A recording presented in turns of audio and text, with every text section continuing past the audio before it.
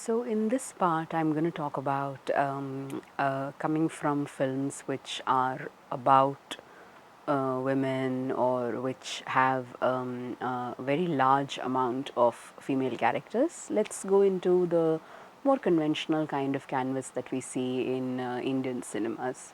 So first off, let's start with the positive or the kind of film representation where female characters have a lot of space and say. So I want to talk about the introduction song for the character played by Aishwarya Rai in the Tamil film Kandukondain Kandukondain. This is a song called Kunjum Mainakale. All these texts are very easily available on YouTube for participants to look at. So in the song called Kunjum Mainakale, this film is an interpretation of Jane Austen's Sense and Sensibility. So in the song called Kunjam Mainakale, what we can see is how the character played by Aishwarya Rai is the sensibility character in from the novel. So the spontaneity and her wildness and her grace and her desire to do something new and just see life in fanciful ways, etc., is communicated through this song. So we have sweeping camera shots, which are very different from how, for example, Noori was represented in the first song that I talked about. So we have the camera moving around in taking circular shots, tracking shots, etc., or a shaky camera being used to suggest this character's dynamism and her physical energy and her sheer her liveliness. So the shot opens with the camera coming up on the heroine from a lower level. So the camera is beneath the level that the actress is on, and the camera moves up, and then the camera moves around, and then the camera kind of peeks over her shoulder to look at what she's writing. She's writing some lines of poetry in on a pad that she has in her hand, and then the camera moves to the front, etc. So the kind of communication that the camera gives us is that this is a very intriguing person. We can look at her from different points of view. We can access her, as it were, her body, her subjectivity, etc., from these different angles, and she's there for us to consider and definitely also to, in a sense, consume with our eyes. So and it is and the part is played by Aishwarya Rai, who is and who was at that time at the peak of her marketability as the world's most beautiful woman, etc. So how the camera shows us the female person as somebody that we can look at and that we are allowed to look at with so much detail from different angles, etc., is what I would like everybody to think about here. So she's the only woman present in this panoramic vista, again, like in Noori. Unlike in Bend It Like Beckham, where there were so many women in the household and the mise en scène was literally replete with women, but only one of them had this song of ardor and passion flowing out from her. So in this song in Kunjum Mainakale, the part played by the protagonist is to be the only female person in this natural canvas, the agricultural landscape of Tamil Nadu.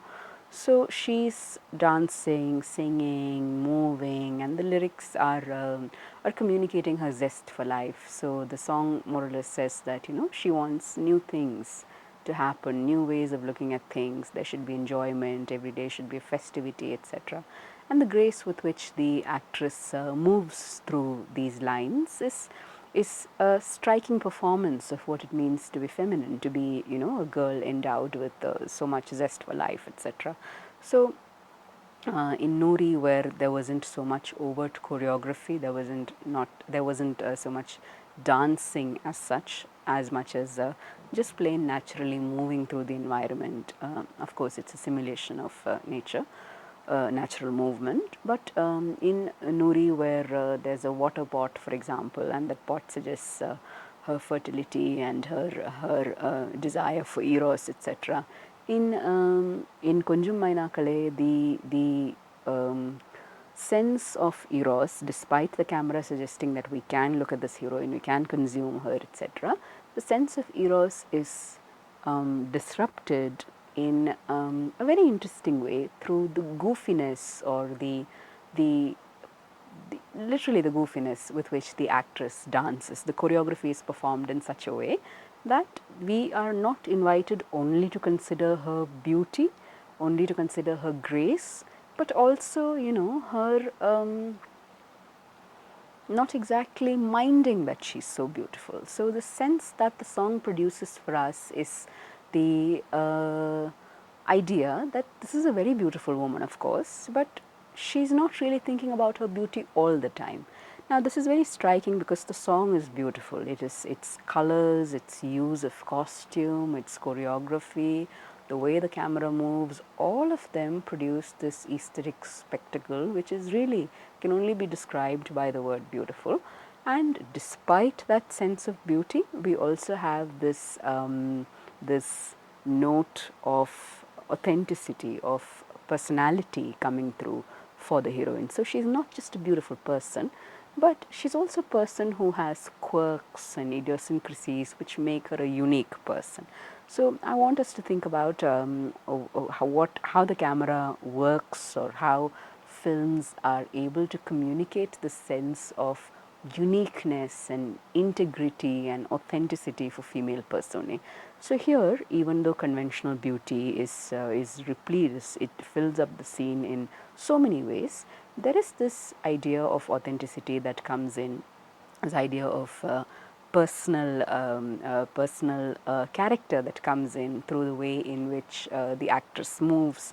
The dance moves that are given to her are moves in which she makes exaggerated movements, her face does not look conventionally pretty, etc., etc.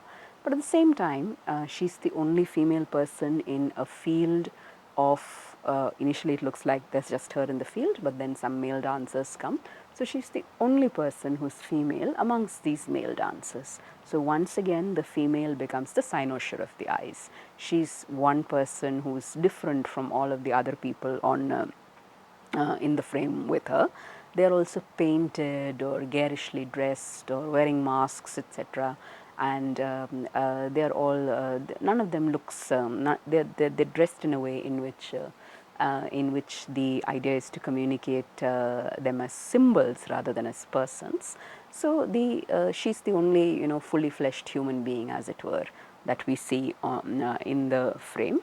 So what we have is a presentation in which the heroine is presented as a person with her own ways of doing things, thinking things, etc.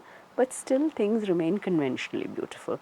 So here, because the camera is turning around or looking at her, capturing her from every angle, etc., what we get is this idea that the person, even if she has her own qualities and attributes, the idea that we get is that this person is somebody that we can look at, and, you know, we can kind of absorb her, take her in with our eyes. She's ours in a sense. So the idea of subjectivity or interiority, which she can own, which the female person can own for herself, that is in a sense missing from this kind of song, because the camera is everywhere. It goes around, there's so much movement, it's like she's fully captured. At the same time, because of her beauty and because of how the song is picturized, the sense of desire that is awakened in us, the kind of longing that is awakened in us, is that we want to possess this person, even though the camera is suggesting to us repeatedly that it's not going to be easy to possess this person because she's a dynamic object. So how do we make her static? So we cannot make her static, but at the same time, that is what we desire to do to her. So this communication of what we want versus what that person is suggested through a constantly moving camera, through dance movements which are so dynamic, etc. And the gaze, the desire that we all feel is manifested in a particular way. Now, the interesting thing here is because the gaze is always thought of as the viewer's gaze is always thought of as masculine. When we look at this dancing character, when we look at how she's presented, and all the other people on the screen with her at that time are all male. So, what happens is that we are reifying once again this idea. We are once again, suggesting that either we want to possess that woman or we want to be that woman. But because there is no other female person present right there, the idea that another female person can desire her, that isn't really brought into play because there's only one unique female person. So it looks like, she fits into the normative spectacle of heterosexual desire. So reading this kind of scene against the grain becomes a lot more difficult when there's just one person. But at the same time, a lot of queer critical scholarship has shown that we can indeed desire, we can indeed change the gaze. It need not necessarily be a male gaze looking at female objects or female subjectivities and becoming heterosexualized. We can also read these relays of desire in other ways. So here, however, because the script takes us in a very different direction, this becomes very difficult to do, becomes difficult to play up or interact and introject, etc., into this scene. So, the next scene that I want to talk about is this scene from the film Pink. Pink is a film that again has probably been widely watched and everybody is familiar with, etc. There, I want to talk about a scene where the one of the protagonists, and this protagonist has complained about her sexual harassment by a powerful young man.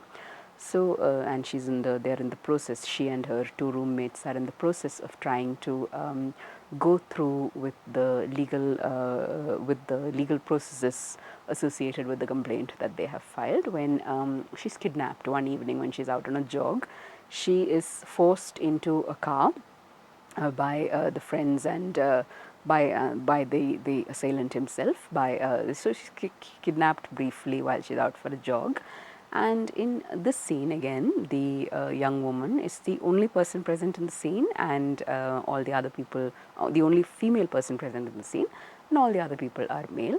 But the interesting and striking thing here is, first of all, rather than showing us, rather than narrating for us how, or showing us how sexual harassment looks, what the film does at this point is show us how the young woman feels about the act of harassment that she's subjected to. So the process of kidnapping is brutal and violent. She experiences it as bruising or hard on her body. So she's dragged and thumped inside the car, and she can't see what's happening in the car because the windows are darkened and it's evening, it's past dusk. So her inability to see who has picked her up, her experience of the assault as something happening in the dark, where she's in the dark, and she's unable to control the environment, her helplessness is suggested by the camera moving this side, that side, etc., jerkily, and it feels as if somebody's touching her, somebody's groping her, right? But she's not able to see who it is, and what is suggested to us is through a focus on her reactions to what seems to be happening to her body, we understand her fear and her tension and her sense of humiliation. So, what we have here is in content as well as in presentation the exact opposite of what we see in a song like Kunjum Mainakale. In Kunjum Mainakale, the scene is very well lit. It's out in the open. There are no obstacles to us seeing the heroine dancing. We are in fact invited to see the heroine dancing by the camera, the multiple cameras that show us her dancing from different angles. And the song and the lyrics and the music all go together to produce a spectacle that is not interrupted in any way. In Pink, in the scene where the young woman is kidnapped briefly and people threaten her so that they pressure her to withdraw the case that she has filed. In that scene, we can't see much. All we can see is some bodies shrouded in the dark, mostly male, practically all male, and these bodies are unheroic, undesirable bodies to us simply because they are in the act of violating this girl. So the film asks us to take the position of the confused and humiliated and harassed protagonist and makes us enter into her helplessness by using a very low lit frame. The shot is shot in such low light that because we can't see what's going on, we understand, we start to empathize as viewers with what must be happening to her. So in a shot like this, in the composition of the shot is such that the viewer, if that viewer is presented as conventionally masculine, is suddenly being forced to or is being placed in a situation where if that viewer, even if he's masculine, if that viewer were being assaulted or if that viewer is being finds his body being used in ways which are abusive or meant to harass him for his gender. So what's happening there is instead of instead of being in a position where where the patriarchal gaze is strengthened, what happens is the camera is able to make the viewer rethink what patriarchal violence means or rethink the experience of being an object experiencing patriarchal violence. So the male gaze, or what is thought of as conventionally the male gaze, is placed in a position where the power or the normative access to privilege of that male gaze is reduced, in fact is made more empathetic. So the scene is powerful because not only do we not have a diegetic representation of exactly what they do to this girl, but we have the sense of her horror and her absolute dismay at what has happened. So that sense is communicated by the low light, the jerkiness of the camera, the inability of her to see what is being done to her, and at the same time, because the camera is not showing us what those men are doing to her, we don't actually see assault now from the point of view of the assaulter. We're seeing it from the point of view of the person who is being assaulted. So you can actually use the mainstream canvas to create, therefore, a point of view or a place from where to understand, in this instance, sexual assault and sexual harassment, which, if not feminist, can certainly give you a point of view which is also not patriarchal. Now, this scene is different from almost all the other scenes in the film because for two reasons. All the other scenes are lit in a more conventionally brighter manner, and the film is it's a realist film. So the film's conventions show us reality and kind of explicate reality for us. But in this scene, because we don't understand, or because we are in a position where, along with the protagonist, we don't understand why this is being done to her, we don't accept it. So that sense of anger and that sense of being violated, that sense of being humiliated, that sense of how power is used against bodies that are thought of as subordinate is communicated here. But in the rest of the film, a more patriarchal or a more conventionally normativized way of thinking about gender relations comes into play, particularly because the protagonist's lawyer is played by Amitabh Bachchan. So Amitabh Bachchan's star cachet as the angry young man, or as the man who can set things right, as the male presence for the positive or for the good or for ethical action, etc., represented in many of his personae on screen.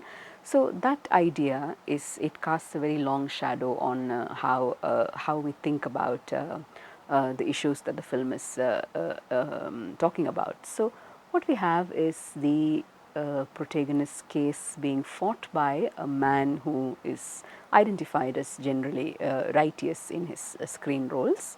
So the focus in the rest of the film goes on to how men can speak for women, or how men can actually help women or defend women or save women, etc. And the film's diegetic trajectory also emphasizes the lawyer's brilliance in tackling thorny parts of the case. So how he as a lawyer cracks the case becomes more significant at some point than how the protagonists feel about the experiences of harassment that they have been put through. So if we look at the wider canvas of the film versus this particular incident where she's put into a car, she's abducted in the car, and we don't really know what's happening to her, yet we know, is a scene that I think places the viewer, all viewers, in the subordinate or feminized position rather than in the conventional male position that you expect the viewer to be in. So we have then the normative experience or the normative viewing position being replaced by a completely different kind of viewing angle, which I think is very interesting, and it's important because this is mainstream movies, this is conventional cinema, it's not some kind of art house film, but it's possible to do this within the mainstream narrative too, even though the rest of the film has a completely different ideation of who helps women or how can women be helped, etc. So when we look at these presentations, these narrativizations of what it means to do femininity or what it means to occupy positions which have ideas which are not patriarchal or which try to reduce the violence of heteronormativity, etc. We see a lot of instances of lots of possibilities for how to view or critically reinterpret a lot of cinematic material. So I want to go to this Malayalam film now. It's called Female 22 Kottayam, and this is a film that comes from what can be called the new wave of the present decade of Malayali films. So in this film, we have a young woman who wants to be a nurse and emigrate to the West through her profession.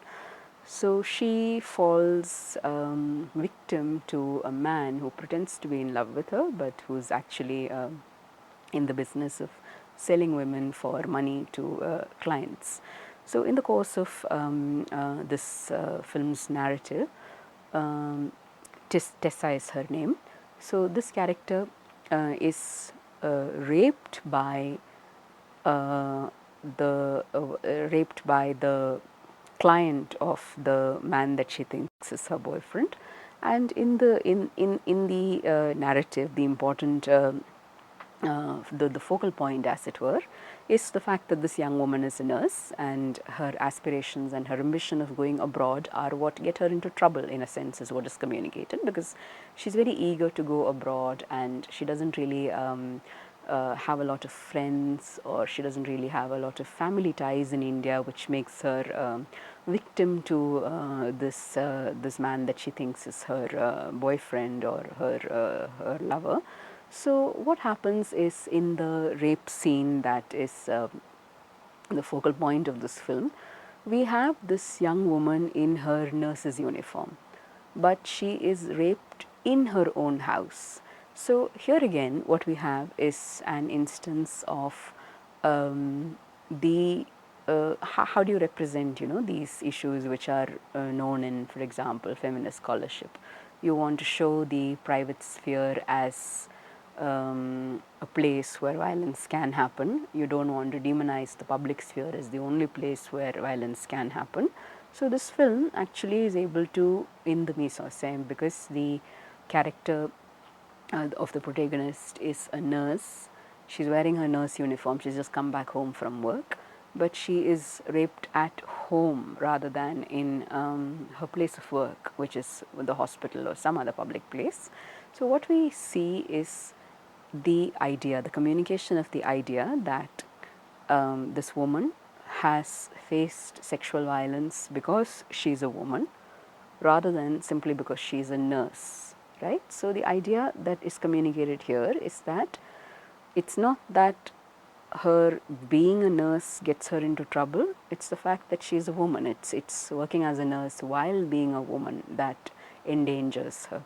So communicating the idea that this woman is violated simply because she happens to be a woman doing care work, right? It's communicated by the kind of choice of costume in this mise-en-scène, where she's wearing the nurse's outfit, but it's not happening in a hospital, it's happening in a private space. So the shadow of patriarchal violence or gender relations and the idea of subordination, of conflict, because women are thought of as subordinate, is communicated through how the nurse uniform becomes the focal point in the depiction of this rape scene. So she's violated, and in the course of the violation, the antagonist beats her on the head with a gigantic household object like a vase or something.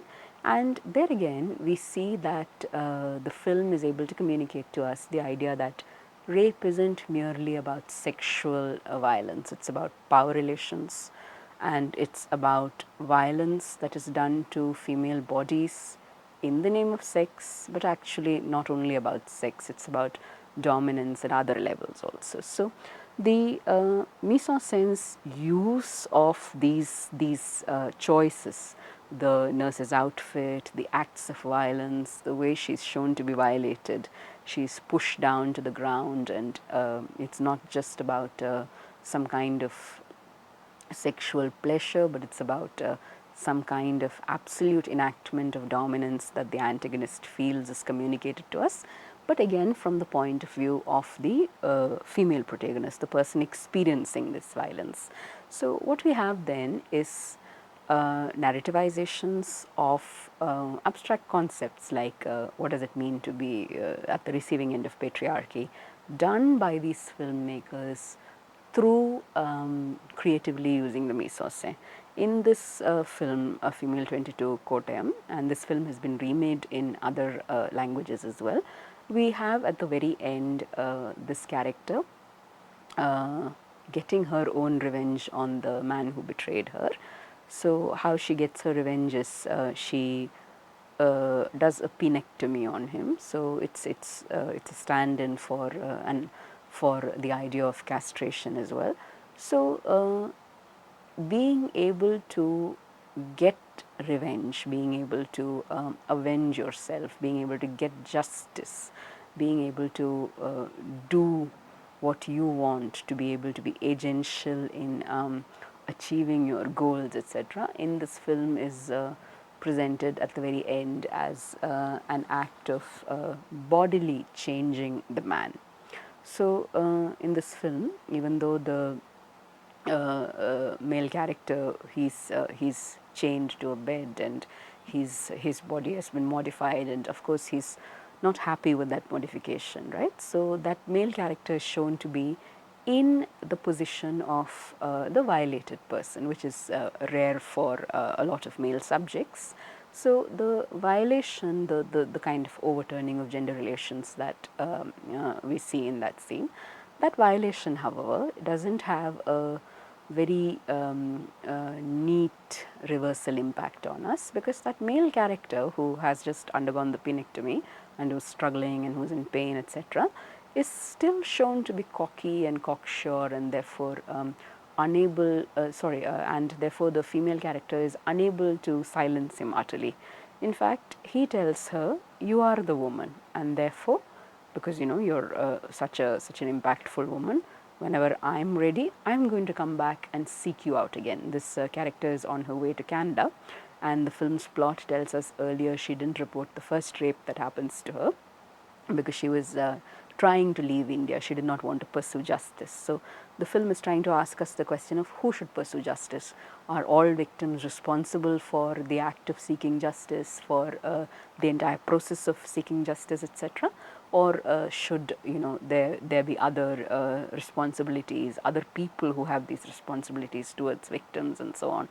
So at the end of the film, when she's seeking to emigrate to Canada, when this man tells her that I will seek you out when I am ready again, the idea that the film is able to communicate to us is that this story, this whole violated woman getting revenge story is not over yet.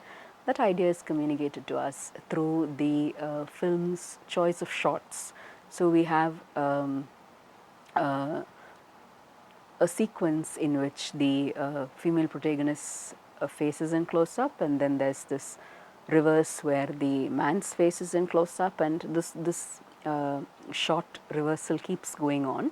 So it happens so often that you start to think of the female protagonist and the man who has done this to her as being somehow on par, as if the experiences that have happened to them are on par. So he has organized her rape and violation, and the violation of many other such women multiple times in the story.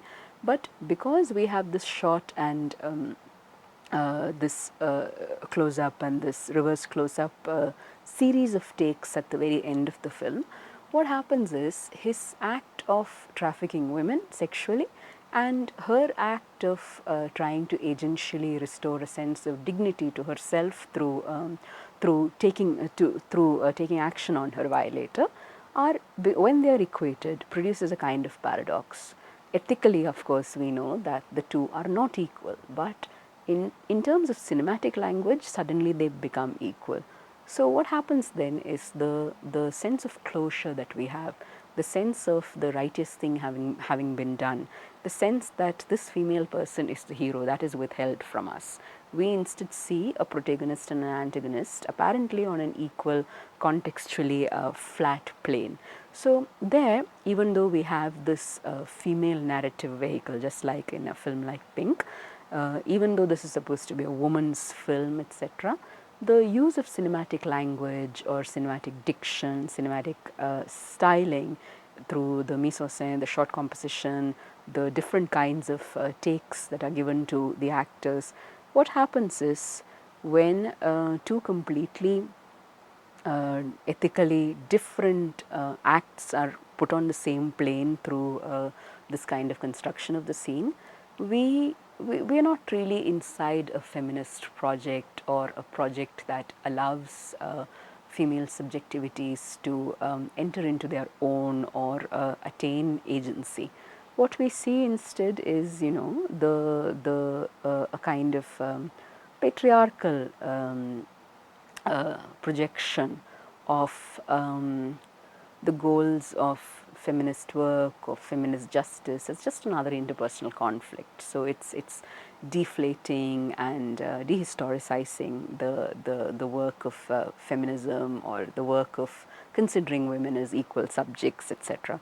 So I think it would be possible to examine how the so-called women's film, and there are many kinds of films that are made for female actresses as vehicles or as important, giving them important parts, etc.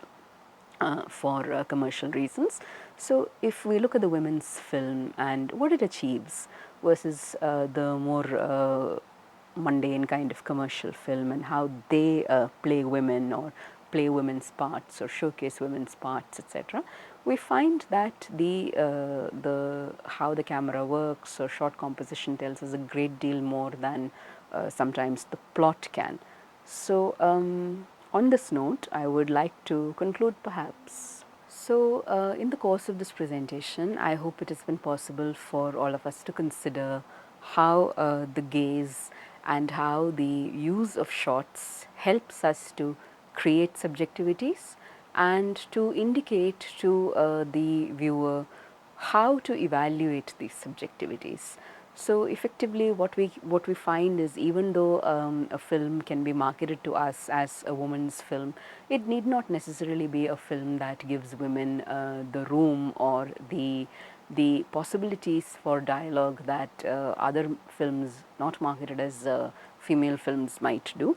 And at the same time, to understand the paucity and the relatively low level given to female parts and female narrativizations.